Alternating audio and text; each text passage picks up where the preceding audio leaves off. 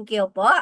So again, welcome to Global Pinoy Travel and Tours Technical Web Tool Training. So ito po yung training, natuturuan po tayo how to navigate the system. Unlimited po ito, pwede po tayo mag-attend. Every week po yung ating technical web tool. Kaya napakaswerte ninyo na nasa online na po tayo ngayon, no? Kasi kami dati, kailangan pa talaga namin pupunta sa Cebu para makapag-training. Pero ngayon kahit nasa iba't ibang panig po tayo ng mundo, pwede na po tayo makapag-training. Kaya pwede ba natin palakpakan yung ating Gio, si Ma'am Karin Torrigosa, no? Sa ginagawa niyang pinagpuyatan po talaga ni Ma'am Karin yung ating technical web tool training, no? Ayan po. So, meron po tayong disclaimer, Ma'am and Sir. So, the company provides scheduled trainings, orientations, and demos for new dealers. Unlimited po yan, Ma'am and Sir. So, pwede po tayo mag-attend. Hanggat may oras po tayo mag-attend po tayo, no? And inirecommend talaga natin na he or she shall attend all necessary trainings before offering the services to anyone. So para hindi po tayo magkamali, para hindi po natin mailigaw yung client natin, no? Tama po yung sasabihin natin sa clients natin. Kailangan po talaga natin mag-attend ng mga trainings tulad nito ng ating technical web tool, 'di ba? Meron din po tayong ONA, yun yung ano yung negosyo natin, di ba? Kailangan talaga natin yun atinan. And failure to do shall not render the company liable for any misuse and misrepresentation of the unified products and services. The unified global package is to be used as a personal or home-based business only. So kung meron po tayong plano na i-upgrade yung ating system or ating system, pwede din po natin i-communicate yung ating mga immediate sponsor kasi kailangan pa yan ng accreditation sa ating company. Ayan po. So now, Ma'am and Sir, meron po tayong dalawang ways to open our account. Yan po yung kagandahan, no? Meron tayong dalawang platform na pwede nating i-open kasi alam natin na walang perfect na system. So kung sakali mag-down man yung isa, meron pa tayong isa na dapat gamitin. So meron po tayong mobile application. Pwede nyo siya i-download sa Google Play. So yan po yung itsura niya. And of course, meron din po tayong web tool. Punta lang po tayo sa login page natin. Ganito din po yung itsura natin. So let's say, kung sakali nag-down yung mobile apps natin, meron pa tayong web tool na pwede nating buksan. So, ganyan kaganda ang ating negosyo, no? And of course, paano tayo mag-login? Yes po. Lahat po ba na nandito meron ng system? Kung meron na po tayong system, pwede nyo buksan yung system ninyo para masundan po tayo, no? So, paano tayo mag-login? Ito yung napaka-importante din sa pag-login natin sa ating system. Dapat malaman natin yung ating username at login password. Saan natin makita yung ating username at login password? Ibigay yan sa mga admin officer ninyo or yung direct sponsor ninyo. Sila yung mag-provide ng yung username at login password. At Ma'am and Sir, kailangan po tandaan natin talaga kung ano yung username natin. Kasi hindi na po yan pwede mapapalitan. Yung ating login password, pwede natin yan palitan anytime, but yung ating username is lifetime na po siya. So kung pwede lang or dapat talaga na aside na meron po yung i-send sa ating mga messenger yung ating direct sponsor, kailangan po talaga na meron po tayong nakasulat talaga sa mga notebooks natin. Kasi napaka-importante po niyan. At syempre yung email na naka-attach sa ating system, tsaka yung mobile number. Napaka-importante din po niyan, no? So, ganyan po, input lang po natin yung username natin at saka login password. So, click lang natin yung sign in. Sa mobile apps po ito, Ma'am and Sir, ha? So, pag-click natin ng sign in, sa din po natin, sa web tool, ganito yung itsura natin. Same lang siya. Input lang natin username, saka login password. Tapos sa mobile app, sign in ang nakalagay. Pero pag dito tayo sa web tool, login po yung i-click-click natin. So, once maklik natin yan, wag po kayong mataranta pag meron po kayong matanggap na ganito. So, since napaka-secure ng system natin, hindi po tayo basta-basta makapasok sa ating system, no? Lalong-lalo na kapag first time po tayong mag-login. So, meron yang OTP sender. So, pag may lalabas na ganito, yung iba kasi natataranta pag may makita na lumalabas na ganito, no? Huwag po kayong mataranta, ma'am and sir. Punta lang tayo sa email natin, hanapin natin yung OTP sender. So, kailangan natin yan i-activate sa ating email para po tayo makapasok. Now, ma'am and sir, kung sakali meron po kayong matanggap sa email ninyo na ganito at alam ninyo na hindi po kayo yung nagbukas, huwag ninyong i-activate para hindi mabuksan ng iba yung system natin. So, ito po yung hanapin natin sa email natin. Again, ma'am and sir, pag makakita po tayo ng ganito, punta lang tayo sa ating email, hanapin natin yung OTP sender. Buksan natin yan, i-click natin yan. Ito po yung lalabas. I-click natin yung click to activate. Antayin natin, ma'am and sir, na meron pong lalabas sa screen natin na successful na po yung activation. Once successful na po yung activation natin, ma'am and sir, balik tayo doon sa ating system. I-dismiss lang natin to, login tayo ulit at yun na, shoot na yun, nakapasok na tayo sa ating system. Makikita mo na po kung ano yung mga services meron tayo. Okay? Pwede din po tayo mag-login using our contact numbers. So, pwede nyo i-click itong send via SMS. So, pag via SMS naman yung i-click natin, ma'am and sir, syempre doon tayo sa ating mga text message pupunta. Meron diyang matatanggap sa ating text message na OTP. Meron po yung 6 numbers. Yung numbers lang ang i-input natin, no? Hindi nakasama yung UPS kasi meron pa yung UPS. So yung number lang ang i-input natin. So tulad ng ganito, number lang yung tinype niya. So click lang natin yung verify. Pag makatanggap na tayo ng successful, activated na siya, dismiss lang natin ulit, tapos login tayo, makapasok na tayo sa ating system. Okay? Now, ma'am and sir, paano tayo ko-contact sa ating CSR or RISA, ang ating reservation team? Napakahalaga po nito, ma'am and sir, na tandaan po ninyo kung paano tayo maka-contact sa ating CSR. Kasi yung CSR natin, ma'am and sir, sila po yung makakasagot sa lahat ng katanungan natin, lahat ng problema natin sa transactions natin, sila po yung makasagot, hindi po yung mga sponsors natin. Kasi yung CSR natin, ma'am and sir, sila po yung makakakita kung ano yung ginawa natin doon sa system natin. Kaya sila po talaga ang makakasagot. So again, punta po tayo sa CSR, anong problema meron tayo sa ating mga transaction or kahit sa system natin. Nandyan lang yung mga sponsors natin para i-guide tayo. Pero ang makakasagot po, yung ating CSR. So ganito po yung itsura ng CSR natin, no? Click lang natin. So, paano po tayo makapunta dito? Pag meron na po tayong system, saglit lang ha, punta ako sa, pakita ko sa iyo yung actual ng ating system, no? Kasi di nakalagay, wait lang ha. So, pag dito po tayo sa website or sa web tool natin, i-click lang natin itong online support. Pag doon naman tayo sa mobile apps, online support din po yung i-click natin para makapasok po tayo sa ating CSR. So once nakapasok na tayo sa ating CSR, yan po yung hitsura, no? Balik tayo doon sa ano. Saglit lang ha. Nakikita lang yung screen natin, no? Wala, ma'am.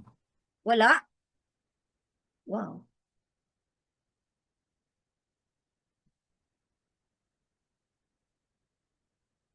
Yan, sir. Nakikita? Nakikita, sir? Ayan, okay na po. Okay. So, again, click lang natin yung customer support. Ito yung, pag na-click natin, ito na po yung CSR natin. So, type natin ano yung pangalan natin, yung email na naka-attach sa ating system. At saka, yung registration code natin. So, yung mga nandito, alam na ba kung ano yung registration code natin? Napaka-importante din po ng registration code natin na tandaan natin yung ating reg code, no? Kasi yan po yung kailangan natin pag nag-contact tayo sa CSR at saka kapag nag-fund po tayo sa ating system. So, type nyo tong reg code ninyo dito, tapos subject. Yung subject po, ma'am, answer, dapat naka-specify po tayo kung ano yung kailangan natin na isolve ng CSR. Kasi pag ililigaw natin yung CSR, possibility niyan is i-close nila yung ticket natin.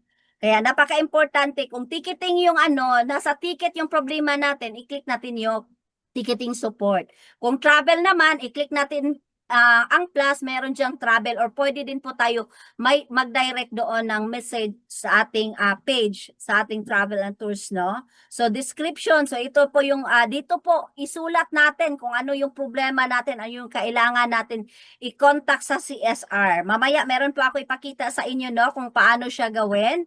So, kung meron tayong attachment, let's say sa ticketing, so para ma-check ng CSR, yung ticket natin, attach natin yung ating ticket dito, no? Tapos pagtapos natin, i-click lang natin yung submit. So once na-submit na siya, mag-monitor lang tayo sa ating email kasi doon po magre-reply yung CSR. Meron din po tayong ibang platform, direct tayo sa ating Odoo account, doon po tayo mag-monitor sa mga reply ng CSR. Mas madali doon. Ipakita ko din sa inyo mamaya. So ganito, no, nakikita nyo. So ang concern ni ma'am dito is yung hello po, nag-load po ako kanina, Globe, regular 140, nabawas sa load wallet ko pero hindi siya pumasok sa CP ko. So yun yung concern ni ma'am. So dapat naka-specify po talaga tayo, load did not receive. So yan po yung subject niya. Para sagutin tayo ng CSR ng tama din po, no? So, antayin lang natin yung guide ni CSR. Tsaka pag meron din ganitong problema, no? Antayin nyo din yan kasi magro-rollback yan sa system ninyo. Babalik yung pera pag hindi siya pumasok yung load. Yan po, ganyan po siya kadali lang yung ating CSR. So, dito po, sa email ninyo, no, ito po yung makikita ninyo, i-view lang ninyo yung ticket ninyo. Ayan. Yun sa ating customer support. Pakita ko sa inyo ha kung paano tayo makapag-create ng ating Odoo account. Wait lang ha. Nakikita na po ba yung screen ko, Sir Jonathan? Again, ma'am. Nakita yung screen? Yes po, ma'am. Okay. So again, sa ating customer support, click lang natin itong online support. So sa online support natin, ma'am and sir, mag-log out muna ako ha. Dito po sa Odoo account natin, once makapasok po tayo sa ating customer support, no, ganito po yung itsura. Para mas madali po yung pag-check natin sa reply ni CSR, tsaka based sa experience din po natin, no, madali talaga yung reply ni CSR pag meron po tayong Odoo account. So, paano po tayo mag-create ng Odoo account? Ma'am and sir, pakisundan lang po. Click lang natin itong sign in. So, pag-click natin ng sign in, ma'am and sir, i-click lang natin yung don't have account. Kasi mag-create pa tayo ng account. So, don't have account yung i-click natin. Input mo lang dito yung email mo. Again, email na naka-attach sa ating system. Tapos, yung pangalan at saka yung password mo. So, once na-fill upan mo na yan, ma'am and sir, i-click mo lang yung sign up. So, magno-notify yan na successful na yung pag-sign up ninyo, no? Pag successful na po yung sign up natin, dito na ulit tayo. Already have an account. So, nandyan yung sa akin, no? Log-in lang natin yan, ma'am and sir. So, napakadali lang nito. Pag meron tayong Odoo account, nakikita po ninyo, di ba? Meron po diyang tickets. Yung tickets po, yan na po yung mga transaction ko sa ating CSR. So, madali lang siya kasi i-click mo lang yung ticket.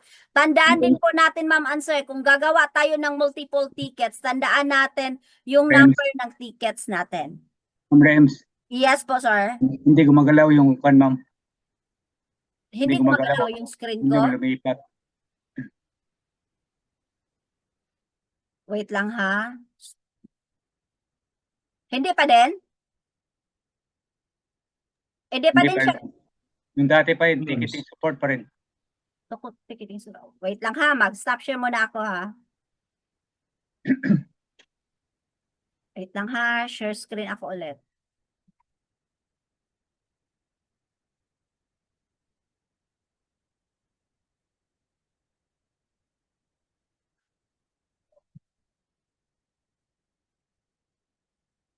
Ayan. Nakikita na? Yes, ma'am. Okay. Ganito po yung yung tickets natin, no? Tandaan natin yung ticket number pag meron po tayong multiple tickets na ginagawa para matandaan din natin kung saan po yung i-click natin. So katulad nito, ito yung ticket number natin, no? Additional baggage. So napakadali lang. So nakita nyo dyan, meron tayong KYC, ganyan, additional baggage, rejected KYC, email, ayan po. Lahat po talaga na na ginagawa nating ticket, dyan po natin siya ma-check. So napakadali lang yan para ma-check natin. Click lang natin yung number na yan. So kung nakikita nyo, dito po yung unang message ko sa kanila hanggang magre-reply talaga yan sila. Bibigyan ka ng guide kung ano yung gawin mo hanggang sa matapos bibigyan ka na nila ng ticket sa additional baggage mo. Pag nasagot na nila lahat yan, isosolve na nila yan. So, solve na yung nakalagay dito. Ibig sabihin po niyan, hindi na po tayo pwede mag-reply. So, yun yung sinasabi ko kanina na dapat na specific talaga yung ibigay natin sa CSR kung ano yung concern natin, no, para masagot nila. Yan, balik tayo sa ating, wait lang ha. Di ko na alam kung paano ko siya bubuksan ulit. Taglit lang ha.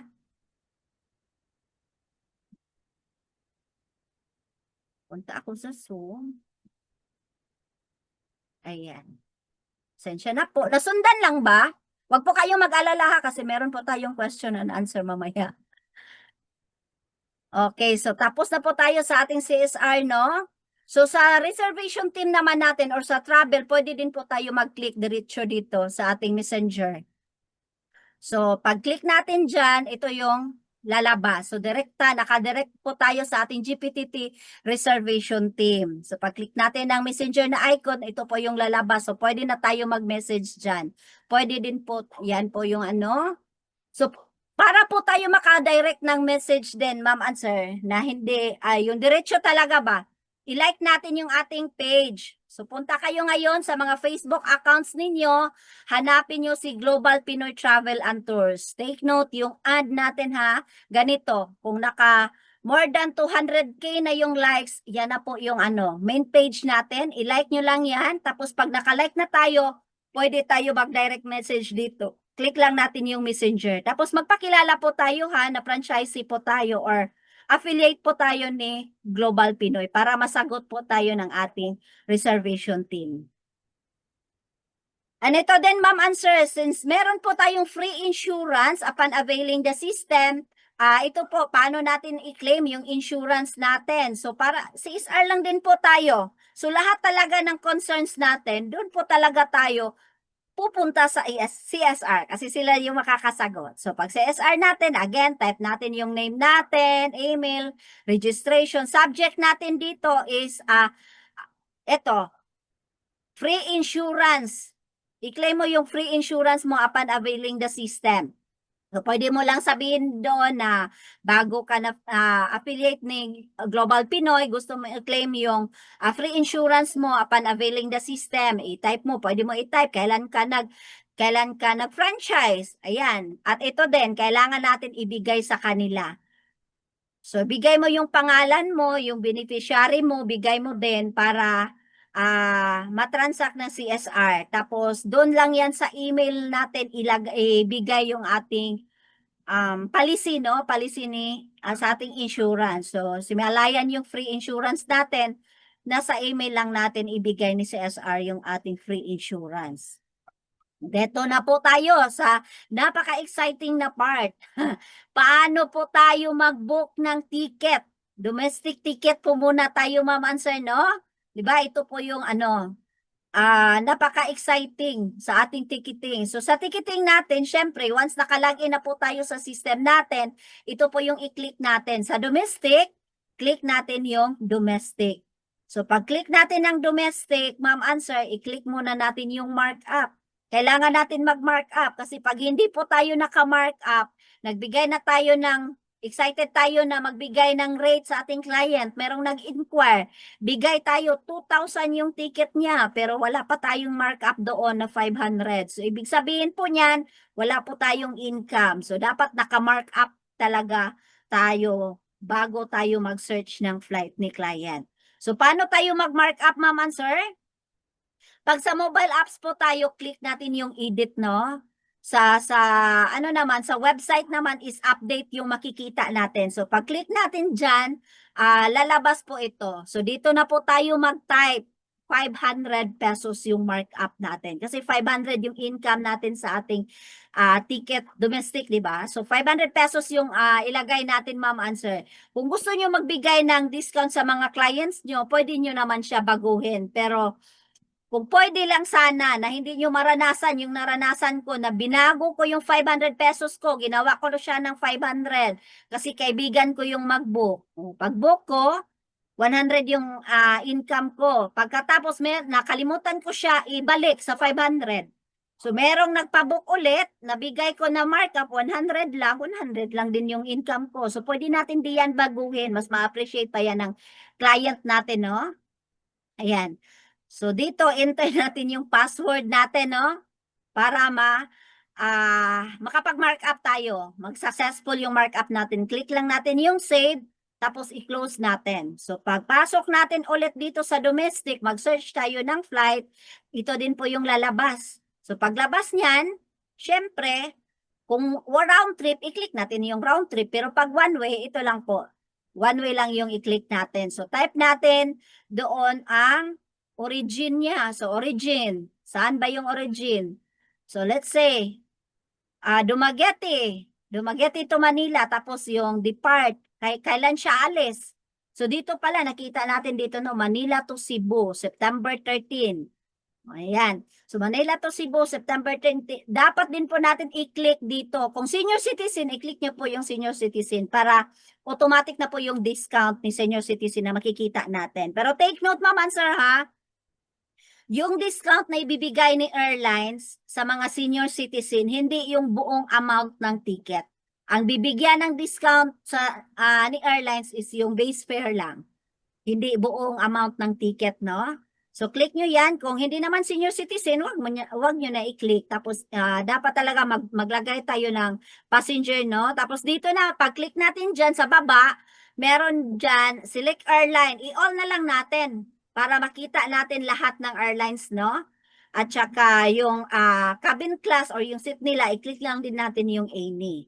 So, kung nakikita nyo, nag-search tayo Manila to Cebu. So, ito po yung nakikita sa system natin, 1,806.60. Ma'am answer sa 1,806.60, yan po ang babayaran ni client. Pero meron na po tayong income dyan na 500 pesos. Kung ano yung binigay natin ni clients, yan din po yung makikita nila sa kanilang itinerary ticket. Di nila makikita yan na meron po tayong income na 500 pesos sa kanilang ticket. So once nakapili na si client, let's say ito yung napili ni client, 1,806. So click lang natin to, tapos book flight po tayo. Pag book flight natin, ma'am sir, ito yung makikita natin, mag-type na po tayo sa passenger natin, no? So, meron din po tayo ditong mga baggages, no? Kung wala pong additional baggage yung ating client, i-click natin tong no baggage. Pero mas maganda talaga na tanungin muna natin yung client natin, no? Kung meron silang additional baggage para matransact natin kaagad. Pwede naman na i-transact natin yung additional baggage nila after natin mabook, pero matrabaho na siya kasi pupunta pa tayo doon sa CSR, plus meron na po tayong service charge doon. Pero kung sabay natin i-book yung baggage nila upon booking sa ticket nila, wala po yung charge, libre po yan. And mas mura po tayo dito sa atin sa baggage compare po pag doon na sa airport bibili ng baggage. Kaya napakalaga talaga para iwas din po ma-stress tayo kasi nakaka-stress din po, ma'am answer, na ura-urada mag-a-add ng baggage yung mga client natin. So mas maganda na tanungin natin.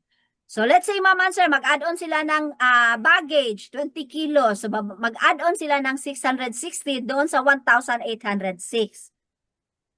Ma'am Answer, baka akalain nyo, meron pa tayong income dito sa additional baggage ha. Wala na po tayong additional income dito. Libre po yan sa ating mga clients. So, ito, i-type na natin yung yung mga details nila, no? Napakahalaga din na tama talaga yung i-type natin. Tapos, proceed na tayo. So, ganyan, meron yang hihingi yan ng mobile number tsaka email address. Kami po, based sa experience namin, no, depende din po sa inyo. Pero base kasi sa experience namin, ang ginagawa namin is yung mobile number sa client. Kung sino yung nagpapabook sa'yo, sa kanya yung mobile number na ilagay namin dito. Pero pag hindi nagbigay, syempre, sa atin na lang. Napakalaga din po, Ma'am Answer, na itong email, dapat email natin yung ilagay natin.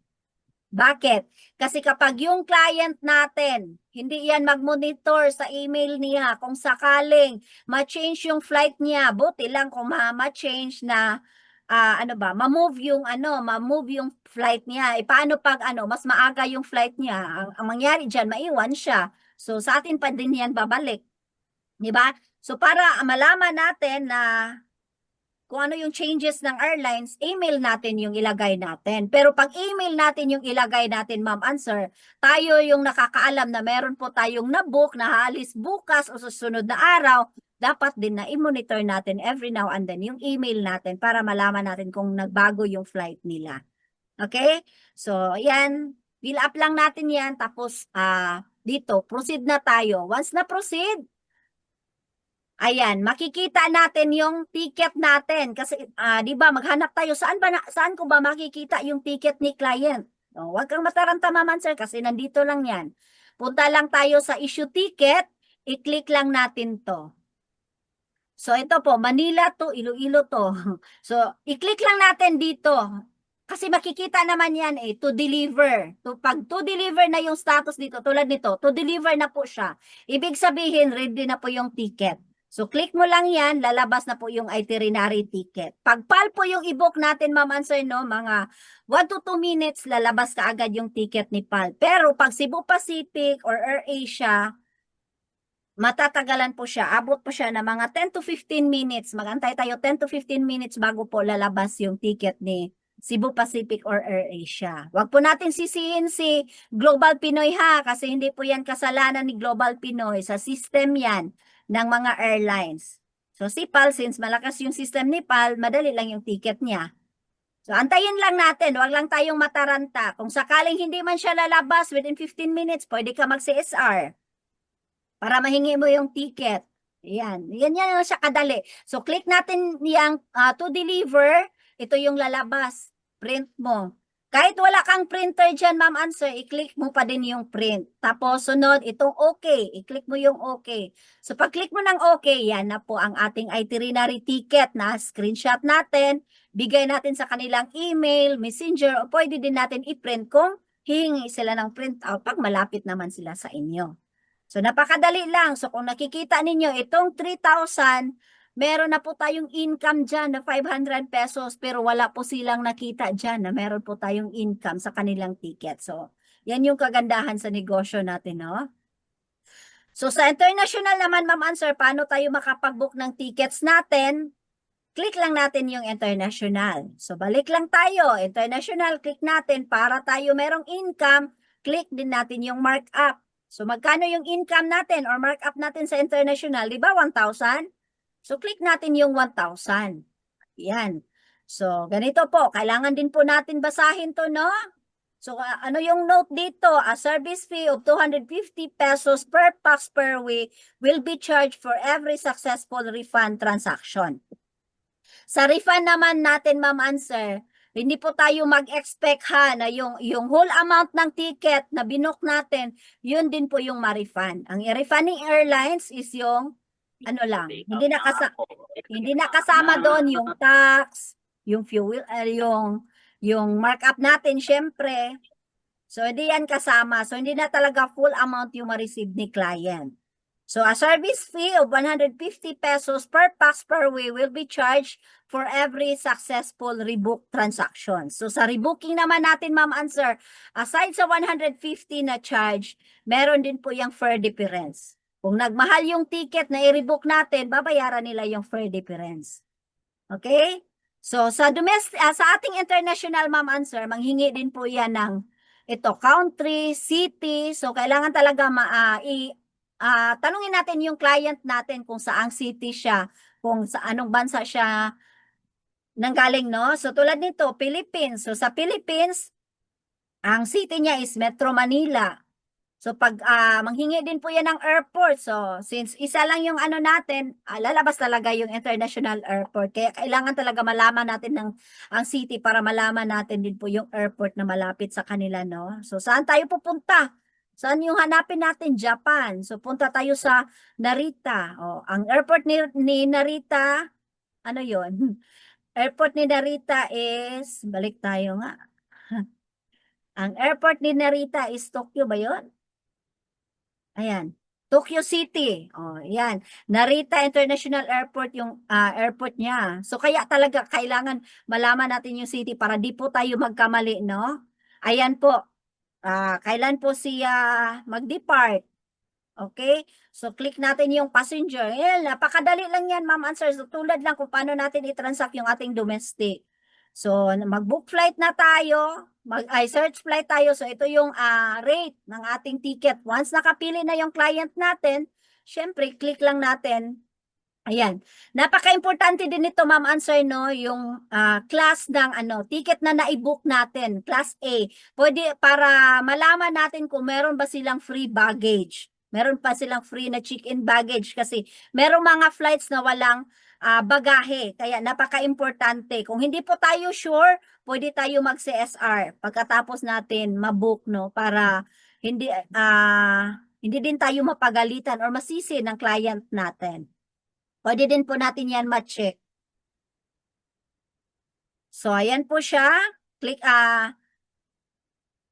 Click lang fill up natin yan, click. So, ito yung mga additional baggage din natin sa international, no?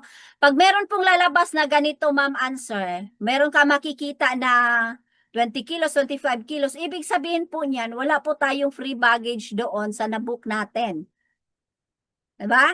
So, pwede din, again, pwede din natin i-click, sa ating CSR, no? So, sa class O is, if there's no additional available baggage, it means selected tickets include check-in baggage. To find out the exact baggage allowance, you can refer to the airline's policy and searching on Google. So, pwede talaga tayo mag-search sa Google. So, paano natin i-search yan? Ito, ma'am and sir. Pwede nyo to i-screenshot, no? Para malaman din po ninyo how to check booking class. So, ito, i-type nyo to. Punta tayo sa google.com, booking class. Yan, booking class or Jetstar booking class E3. Pwede natin i-type yun.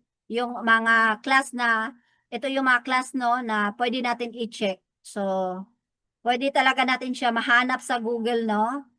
Ayan, kung nakikita nyo yan. Sa Japan lang yan, ha? Sa iba't iba yan, kada country. So, pwede din po tayo maghanap sa terminal. Saang terminal po yung yung mga flights na nabook natin. So, pwede tayo mag-type dito. Departure terminal for Cebu Pacific flight 5G887 Manila to Cotabato or Manila to Dumaguete. Ganyan. Kung saang lugar pwede natin yan i-type para ganito siya. Diba? So, magbigay yan kung anong terminal. Saan pupunta yung client natin, no? Anong terminal number? Ayan po. So, paano tayo mag-book sa ating mga tour packages din, ma'am and sir? Ayan, again, i-like natin yung ating page para makadirect po tayo. Dito po tayo makahanap ng mga tour packages sa ating page, no? Kung wala man doon sa page natin ang travel na gusto ng client natin, again, pwede natin i-message yan dito, sir, ma'am. Meron po akong client, gusto nila mag-travel ng Dumaguete, meron na po silang hotel, ganito. Ilan po sila, ganyan. Ibigay mo yung details sa ating reservation team, tapos magbigay sila ng quotation sa inyo. So, yan po yung mga tour packages natin na makikita natin sa system, no? kung meron. So kung makapili tayo dito, pwede natin i-direct yan, message doon sa Messenger sa ating reservation team para ma-assist po tayo. So, eto na. Paano tayo mag-fund sa ating mga e-wallets? So, di ba, kailangan natin ng revolving fund sa ating system para po tayo makapag-transact. Kasi pag wala po tayong revolving fund, di po tayo makapag-transact sa system natin. Ang good news po niyan, Ma'am Answer, kasi one fund po tayo, pwede na natin yan i-transact lahat ng services. Travel and tours, ticketing, loading, lahat-lahat pwede po siya one fund lang. Okay? So, paano tayo mag-fund? Pwede tayo direct mag-fund sa ating company. So, take note, Ma'am Answer ha, sa mga bank accounts na to. So, kung fund request po tayo, ito po yung gamitin natin sa BDO, GPRS Unified Products and Services. So, ito yung account number. 00397-0103-244 yung para sa fund request natin. Kung para naman siya sa mga yung magpa-franchise, 'di ba? Meron pong magpa-franchise, dito po siya. Itong account na to, yung 405 po yung last, ang gamitin natin para sa mga PH or para sa mga bagong franchisee po. So para po tayo maka-fund, mag-deposit po tayo sa account na to. Dito sa fund request, mag-deposit po tayo sa ating mga bank accounts or sa BDO. So, kailangan tama po yung ano natin, no? Account name, account number, magkano yung account, branch code. Ayan, napaka-importante po niyan. Tsaka yung deposit slip. Yung deposit slip, Ma'am Answer, dapat ano siya? Hindi po siya mayupi, hindi siya crumpled ba? Yan, ganito, dapat clear siya. Bakit? Kasi para po ma-fund po yung na-deposit natin, fill upan po, di ba, nandiyan na yan, ito yung sinulat mo. Dito po sa part na to, i-type mo yung pangalan mo, tsaka yung rage code mo. Type mo yung rage code mo, tapos pagkatapos mo siya ma-fill up, picturean mo siya, Ma'am Answer. Once na picturean mo na siya, i-upload natin yan doon sa, bumalik ako. Bumalik ako. Wow. Ayan, pagkatapos po nito, hindi siya makita pala, no? Pagkatapos po nito, punta po tayo, picturean natin, no? Punta po tayo doon sa ating, i-share screen ko na lang sa inyo, no? Para maintindihan nyo. Again, picturean natin yung deposit slip natin. Dito po tayo magpunta sa ating system. Punta po tayo sa fund request. Nakikita lang ba? Nakikita lang yung screen ko ng system? Or doon pa din ako sa ano? Pa rin, ma'am, sa resibo. Sa resibo pa rin, ma'am. Sa resibo pa rin? Kailangan ko talaga siya i-stop share muna, no? Lang ha. Okay. Ayan. So pagkatapos natin mapicturean yung resibo natin, Ma'am Answer, para po ma-fund natin, dito po tayo sa fund transfer. So sa fund transfer, ayan, nag-loading pa siya.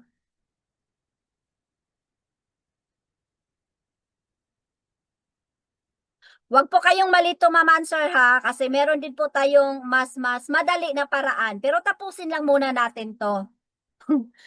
Sa pagpa-fund ninyo ha, meron tayong mas madali na paraan para hindi kayo maguguluhan dito. Ang daming pindutin, di ba? Ang dami mo pang gawin. Ayan, punta tayo dito sa fund transfer, tapos dito tayo sa fund request. Click natin yung fund request. Okay, nakikita nyo to, no? Dito natin i-upload yung picture na yon, yung deposit slip natin. So, upload natin yan. Once successful na yung uploads natin, automatic po lalabas yung registration code ninyo dito. So, yung mobile number, fill up mo. Tapos yung fund type, di ko siya maklik kasi wala akong na-upload na picture, no? Pag may ma-upload ka na, ma-click mo to. Fund type is e-cash. Tapos deposit type, i-click mo din yan. So, anong bank yung ginamit mo, saang branch, tapos currency, piso, so magkano yung amount, ayan, total amount. Yung reference number napaka-importante din po nito, no, isulat natin yung reference number, tsaka yung oras, kung anong oras po tayo nag-deposit, makikita yan doon sa deposit slip natin yung time, so lagay natin dyan, Tapos yung transaction password natin. Okay? Baka yung iba magtaka, ano ba yung transaction password ko? Sa mga baguhan, tanungin nyo lang yung mga sponsor nyo, ma'am and sir. Sila yung magbigay ng mga transaction password ninyo. So, nasundan lang. Again, yung picture ng deposit slip natin, upload natin dito. Yan, fill upan natin lahat dyan. Okay? So, meron naman tayong ibang paraan, no? Para less hassle na. Hindi na tayo pupunta sa mga yung sinasabi ko kanina, ang dami pa nating pindutin, no? Dami pa nating gawin. So, para hindi na po tayo mahirapan, ma'am and sir, pag-guide lang kayo sa mga sponsor nyo. Kasi meron po tayong mas madali na paraan sa pag-fund ng system natin. Meron po kasi mga eCash Pay Center owner or mga hub owners na pwedeng mag-fund sa atin. Mas madali lang.